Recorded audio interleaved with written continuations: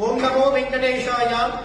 கோவை குதீசியா திருப்பதி வெங்கடாச்சலபதி நகர்ல எழுந்தருளி பரமானுகிரகம் இருக்கக்கூடியதான திருப்பதி பெருமாள் 3 தின மகோத்சவமாக எம்பெருமானுக்கு சம்பத்சர தினம் மகா கும்பாபிஷேக ஆன தினம் கோலாகலமாக எம்பெருமான் நடத்தியுள்ளார்.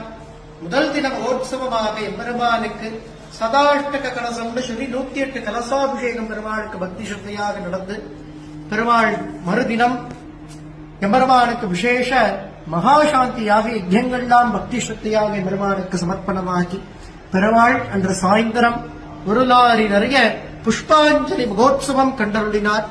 2 பக்கமும் இருந்துண்டு அர்ச்சக சுவாமிகள் புஷ்பம் ஏற்பட்டதான புஷ்பாஞ்சலி மகோத்சவம்.